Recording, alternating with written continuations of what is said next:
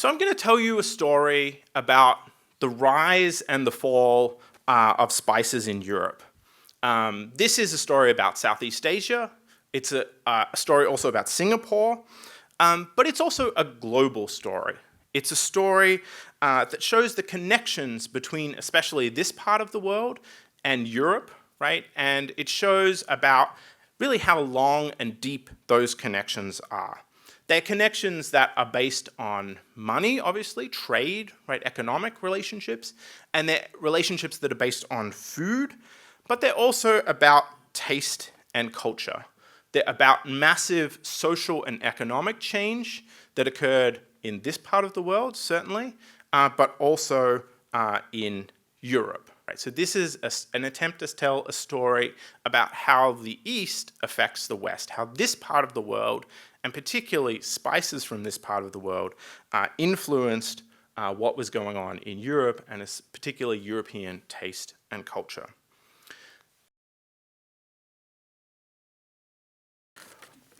I want to ask today, what is this thing called spice or spices?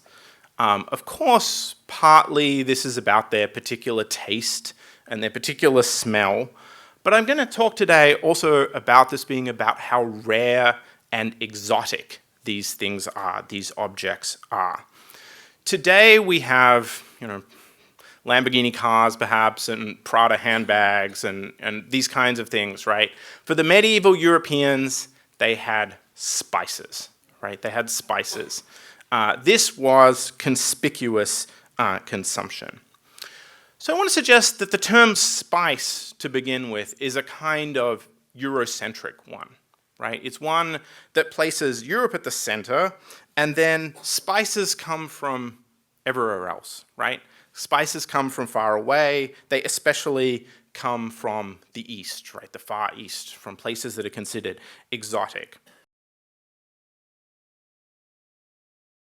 In the fiscal year of 1424-25, the Talbot family of Shropshire in England consumed for the year about 7.5 kilograms of pepper, about 6.5 kilograms of ginger, about 1.5 kilograms of saffron, and about 6.5 kilograms of other spices.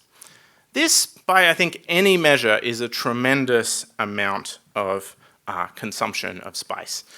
Even compared to certainly to today, what we would expect, and certainly when we think of European food, right, we don't think of it as consuming this amount of spice usually.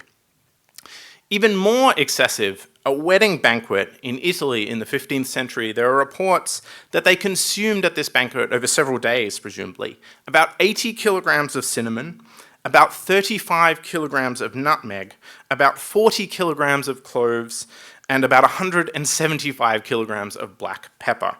I mean, this seems unbelievable, right? These spices were also not cheap by the standards of the time. The same accounts that I referred to before of the Talbot family, show that the monthly amount that they spent on spices was roughly the same as the amount that they spent on beef and pork put together, right? So they're roughly spending the same amount on spices as on meat.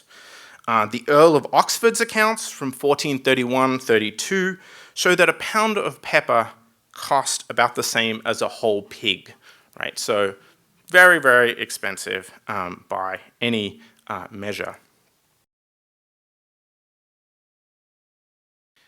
Spices were also part of the elaborateness of medieval cuisine. They were taken to be something that was exotic, as already said, and therefore could add to the kind of showiness of a dish. Medieval, sort of wealthy people, wealthy European medievalists, had a disdain for simplicity in their food. They wanted elaborate dishes, often with kind of trickery and artifice involved. So things like disguising veal as fish, right? Or disguising fish as veal, a kind of fun little trick that you could play on your guests, right? Or as this is a front cover of a French book of recipes that tries to recreate dishes from the Middle Ages. This is an orange an orange glazed suckling pig with a rooster seated on top of it, dressed up as a knight. And he's got his like knight helmet on and a shield and a lance and so on. So this is the kind of thing that people were into. So spices were part of this ostentation, right? This showiness, showing off wealth, showing off the exoticness of your food, right? People also like to eat strange animals. Swans were often on the menu, things like this. I'm talking about rich kind of banquets. And this is precisely because spices were from faraway places, right? They could add to this kind of showiness.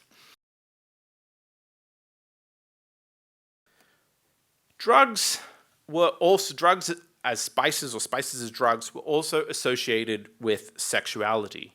They were prescribed as aphrodisiacs and also as cures for impotence. So cinnamon, cloves, ginger were all prescribed for these kind of sexual purposes. And this raises the more general point of the morals associated with spice. This was a big issue for medieval Europeans. Putting spice on your food made it more tasty, right? You wanted to eat it. And this promoted you eating more, right? Which meant potentially it led to gluttony, right? A cardinal sin within the Catholic Church and especially within the medieval Catholic Church. So the exoticness of spices could actually become dangerous, right? Especially in religious or moral terms. It could lead one into excessive kinds of behaviors and therefore into sinful behavior.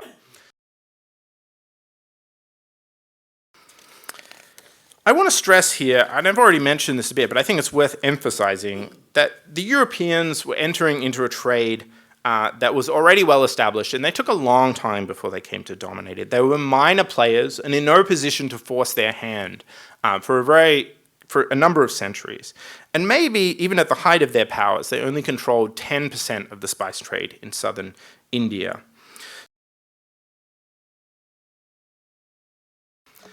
By the time Raffles arrives here in 1819, the heyday of spices I've just been discussing is well and truly over, right? Spices have reached their kind of peak price, and the spice trade is still continuing, of course, but the kind of rush and thirst for spices that sort of drove European expansion is well and truly over.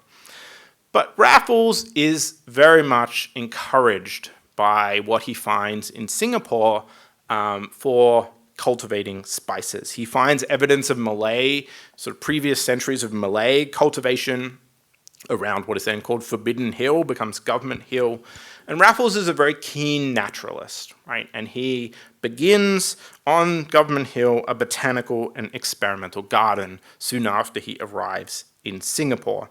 And part of his vision for the colony is of creating this as a place of spice, a sort of spice island, right? Next to the other spice islands, this is a central part of his vision for what Singapore could become. So-called economic botany, right, is what it's known as.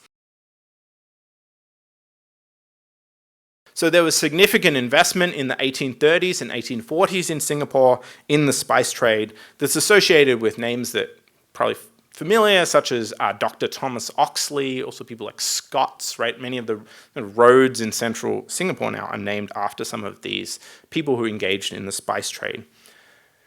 And you can see, so this is a map from 1846, and you can see that these areas kind of around, so here's Government Hill with the garden, but then behind it, these areas here near the town were cleared especially for nutmeg plantations. In fact, this has been called a nutmeg mania by some historians.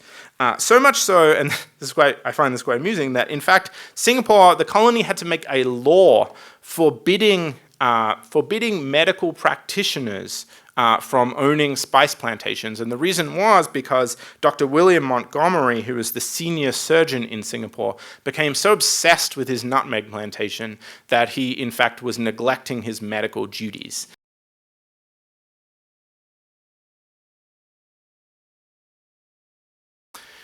Yeah, I mean, one of the differences between herbs is that they're often used fresh, right? I mean, that's perhaps the main distinguishing, well, maybe not, but I mean, that seems to be one of the distinguishing features.